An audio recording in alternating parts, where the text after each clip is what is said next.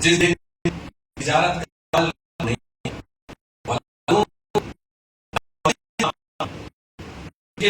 सुबह लगे रहते हो, जिनके फ्यूचर को बनाने के लिए, जिनको स्टेब्लिश करने के लिए हर वक्त तुम्हारी फिक्र यही है कि मेरे बेटे को आगे तकलीफ ना हो, मैं उसके लिए दुकान कर दूं, फैक्ट्री कर दूं, गाड़ी कर दूं, घर कर दूं, ला बनूं।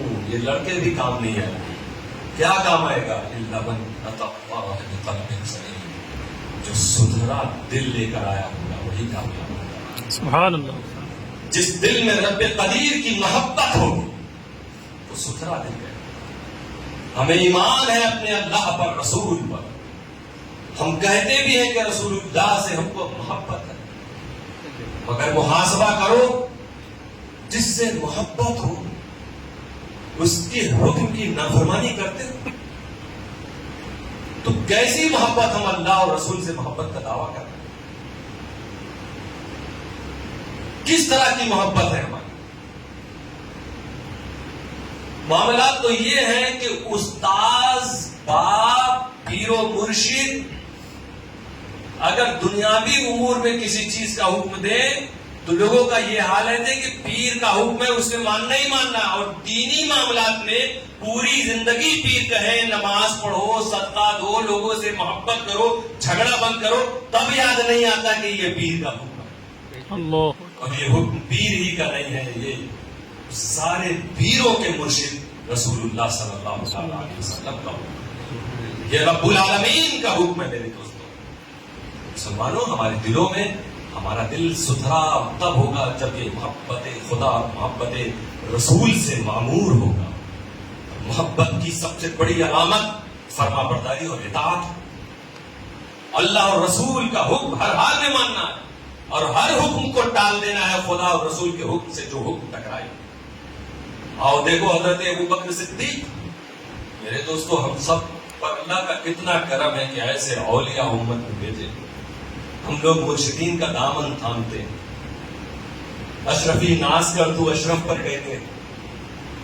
कौन पाता है खानदान ऐसा? क्योंकि मखदूम अशरफ का खानदान, मखदूम अशरफ भी नाज करते थे हजरत अलाउल हक पढ़वी पर। क्या बात है, सुभान अल्लाह। वो नाज करते थे आइनैन हजरत अखी सिराज पर, और ये सारे बुजुर्ग नाज करते थे निजामुद्दीन औलिया पर। क्या बात है, सुभान अल्लाह। मुर्शिदों के मुर्शिद का नाम निजामुद्दीन औलिया है। तुम फिक्र मत करो, सिर्फ इस्लामी अहकामात पर अमल करो। ये हुकूमतें कुछ नहीं कर पाएंगी। दिल्ली में कोई भी बैठे, असल हुकूमत तो निजामुद्दीन औलिया। क्या बात है, सुभान अल्लाह, सुभान अल्लाह। जब हमारा ये यकीन है, हमारा ये भरोसा है, हमारा ये ईमान है कि रब्बे कदीर जिसे चाहता बैठाता, और हमने जब एक बार बैठा दिया भारत में मोइनुद्दीन चिश्ती को, क्या बात है, सुभान अल्लाह। भारत में मखदूम अशरफ जहांगीर सिमनानी को, हजरत सालार मसूद गाजी को, जनूब में हजरत बंदा नवाज को, क्या बात है, दिल्ली के सिंहासन पर निजामुद्दीन औलिया को, तो इनसे मोहब्बत करने वाला कभी परेशान नहीं रह सकता। सुभान अल्लाह, सुभान अल्लाह। बस आओ इताअत शुरू करो। इन बुजुर्गों को अल्लाह ने इसीलिए दुनिया में भेजा कि जाओ, जो तुमसे वाबस्ता हो जाए ना, अगर वो गलत राह पे चल रहे हो तो सीधी राह पे चलने लगे, और तभी तुम समझना सच्चे मुरीद हो। जब अल्लाह और रसूल के हुक्म पर प्रॉपर अमल करना शुरू कर दिया, तब तुम सच्चे अपने मुर्शिद के गुलाम। सुभान अल्लाह। जो रसूल का सच्चा गुलाम ना हुआ वो किसी पीर का गुलाम नहीं हो सकता। सुभान अल्लाह। इसलिए दोस्तों, सारे सिलसिले का मकसद एक है, सारे सिलसिलों का फैजान एक है, सारे सिलसिलों का दर्स एक है। ये सिलसिले आपस में बांटने के लिए नहीं आते हैं, सबको रसूल से जोड़ने के लिए। सुभान अल्लाह। वही जाम तुम्हें कादरी मशरफ से भी मिल रहा है, वही चिश्ती मशरफ से भी, वही निजामी मशरफ से भी, वही सोहरवर्दी मशरफ से भी, सुभान अल्लाह। जितने, वही नक्शबंदी मशरफ, जितने भी ये सलासिल है, सबका जाम एक है मेरे दोस्तों, सबका जायका एक है, सबका पैगाम एक है, सबकी नसीहतें और दर्स एक है। अहले सुन्नत वल जमात के ये लोग अगर अपने अपने इन्हीं औलियाए किराम के रास्ते पर चलने लगे, इंशाअल्लाह पूरे भारत से बदअकीदगी दूर हो जाए। आमीन। इन बुजुर्गों का दामन थामने के बावजूद अगर हमारे घर के लोग बहक रहे हैं तो गोया हमने अपने बुजुर्गों का दामन मजबूती से नहीं थामा था। आज से कुछ साल पहले हर जगह गरीब नवाज के नाम کہ لنگر ہوا کرتے تھے، جشن ہوا کرتے تھے، غوث اعظم کی یادیں منائی جاتی تھی. آج کیا بات ہے کہ کچھ لوگ کھڑے ہو گئے کہنے لگے یہ بدعت ہے، یہ غلط ہے، یہ ناجائز ہے، یہ حرام ہے. 1400 سال سے یہ نہیں ہوا تھا، آج کیوں ہونے لگا؟ کیونکہ 1400 سال سے جو مسلمان اگر سہروردی تھا تو حضرت شہاب الدین سہروردی کی جھلک اس میں نظر آتی. سبحان اللہ. اگر نظامی تھا تو نظام الدین اولیاء کا جلوہ نظر آتا. کیا بات ہے. اشرفی تھا تو مخدوم اشرف جہانگیر سنگھانی کی سیرت اس میں نظر آتی. ہم سچے مرید تو بنے. اللہ تعالیٰ تمہیں آج کے دن بلا رہا ہے میرے دوستو اپنی اطاعت کے لیے. حضرت ابوبکر صدیق امیر المومنین ہوئے، سب سے بڑی پوسٹ ہے اور سب سے بڑا مرتبہ ان کا رسول صلی اللہ تعالیٰ علیہ وسلم کے بعد. محدث اعظم نے فرمایا مرتبہ صدیق حضرت صدیق کا ہے سید. یہ ہے سید. واہ واہ. ہر فضیلت کے وہ جامع نبوت کے سوا. واہ واہ سبحان جن اللہ. کا درجہ ہو وہ کیا کہہ رہے ہیں جب وہ وزیر اعظم بنے، امیر المومنین بنے، مسلمانوں کے بادشاہ بنے تو کہہ رہے ہیں سنو. پہلے خطبے میں انہوں نے کہا تھا کہ اگر میرا حکم اللہ اور رسول کے حکم کے مطابق ہوگا تب تمہارے لیے میرے حکم پر عمل کرنا ضروری ہے. اگر میرا حکم اللہ اور رسول کے حکم کے مطابق نہ ہو تو تمہارے لیے میرا حکم ماننا ضروری نہیں، تم مت ماننا اسے. اتنے بڑے امیر المومنین ایسا فرمان. اس کا مطلب خدا اور رسول کا فرمان ہم سب کو اس پر عمل کرنا ہے. یہی ہماری زندگی کا اصل مقصد ہے. اللہ نے فرمایا ذالکم خیر لکم ان کنتم تعلمون. اللہ نے آج فرمایا چھوڑ دو دکان تو اطاعت، حکم مان دو. اس کو مان کے تم چلے آؤ. اسی آیت کریمہ کے آخری میں رب قدیر فرما رہا جس نے اس وقت تمہیں روزی سے روکا آگے کیا فرماتا ہے؟ وَإِذَا قُضِيَتِ الصَّلَاةُ وَإِذَا قُضِيَتِ الصَّلَاةُ. اور جب نماز پوری ہو جائے، ادا ہو جائے، فَانْتَشِرُوا فِي الْأَرْضِ. اب روئے زمین پر پھیل جاؤ، اب نکلو تم. ابھی تو اپنے گھر سے آئے تھے، دکان سے منع کیا گیا تجارت بند کر کے آؤ. اب یہاں سے اللہ فرمایا آپ پھیل جاؤ. وَابْتَغُوا مِنْ فَضْلِ اللَّهِ. اور اللہ کا فضل اب تلاش کرو. فضل کا مطلب رزق. اب روزگار کی طرف جاؤ، اب دکان کی طرف جاؤ، اب تلاش کرو. وہ رب العالمین جس نے پہلے کہا ذروا البیع بند کرو، اب وہ کہہ رہا نہیں اب جاؤ تلاش کرو. اس جس کے حکم پہ تم نے بند کیا تھا وہ کہہ رہا تمہیں نہیں معلوم اسی میں بہتری ہے.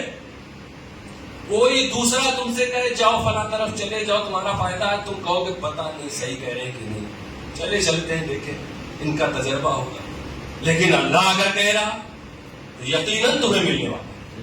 بے شک. تو تم نے خدا کے حکم سے دکان بند کر دی اور اب خدا ہی کے حکم سے اب نکلے ہو.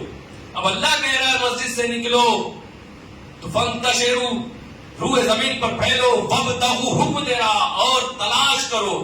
میرے دوستو اب تم اطاعت کرنے کے بعد جاؤ گے تو یقیناً پہلے سے تمہارا رزق رب تعالیٰ نے وہاں تیار رکھا ہوگا. فضل الہی سے تم جمعہ بعد مالا مال ہوگے میرے دوستو. اور یہ ہمیشہ یاد رکھنا کہ ہر وقت فضل یہی نہیں ہے کہ تم جاؤ دکان پہ تو جتنی کمائی ہفتے میں نہیں ہوئی تھی وہ اسی وقت ہو جائے گی. نہیں، اصل تو آخرت ہے نا.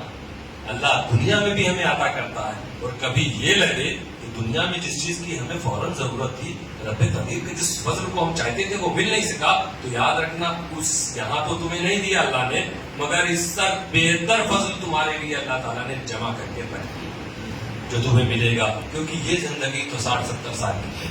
ہمیشہ والی زندگی میں جو تمہیں ملنے والا ہے اس کا تم تصور بھی نہیں کر سکتے. اللہ فرما رہا وابتغوا من فضل اللہ، اور تلاش کرو اللہ کے فضل کو. واذکروا اللہ کثیرا لعلکم تفلحون. اس کے بعد اللہ فرما واذکروا اللہ کثیرا، اور اللہ کا خوب ذکر کرو. دیکھو قرآن سننے میں اچھا لگتا ہے کہ نہیں؟ دلوں کو سکون ملتا ہے نا. اسی لیے تو قرآن آیا ہے نا، ہدایت کے لیے آیا. ہم مسلمان پڑھتے نہیں ہیں، ایسے نہ جانے کتنے فٹ بالر ہیں، باکسر ہیں، میوزیشین ہیں، دوسرے کتنے لوگ ہیں جنہوں نے قرآن کو پڑھا اور پڑھنے کے بعد کہا لا الہ الا اللہ. کیا بات.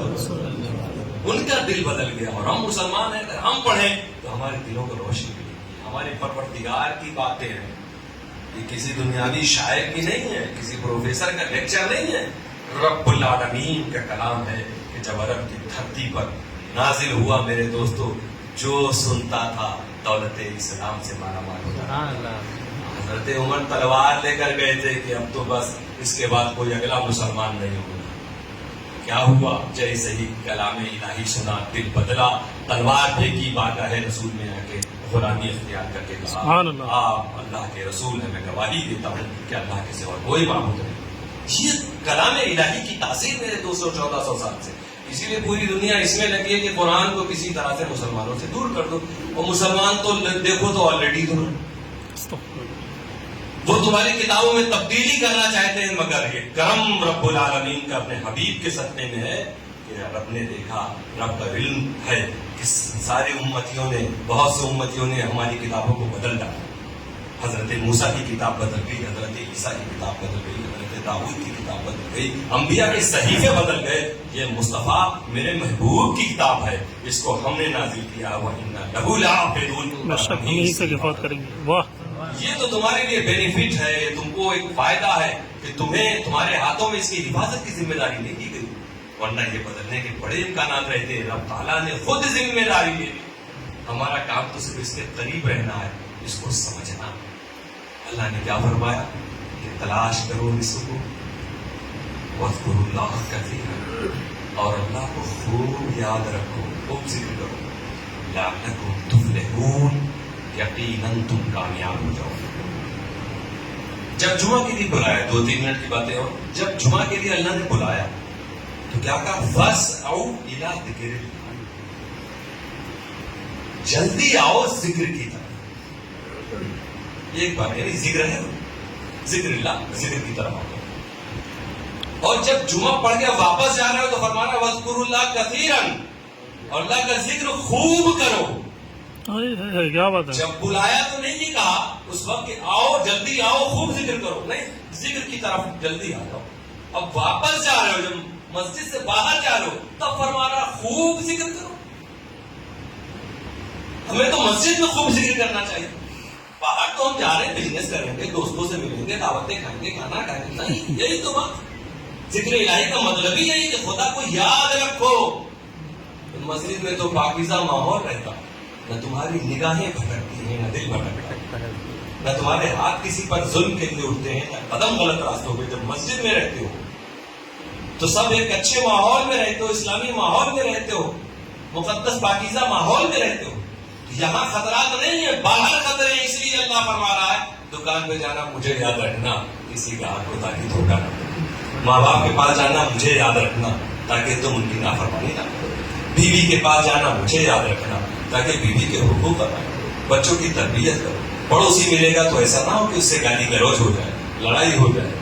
تم کسی سے کہیں جاؤ تو جھگڑے کے لیے نہ جاؤ، جاؤ محبت کے لیے جاؤ، جھگڑا مٹانے کے لیے جاؤ۔ اگر اللہ کو یاد رکھو گے تو ہمیشہ جھگڑے کے مٹانے کی بات کرو گے، جھگڑا لگانے کی بات نہیں کرو گے۔ تو قدم قدم پر، کیونکہ ہمارے قدم بھٹک سکتے ہیں، بہک سکتے ہیں، ہاتھ بہک سکتی ہیں، نگاہیں بہک سکتی ہیں، اس لیے اللہ فرما رہا جب مسجد سے نکلو تو وَاذْكُرُوا اللَّهَ كَثِيرًا، تو اللہ کو خوب یاد رکھو۔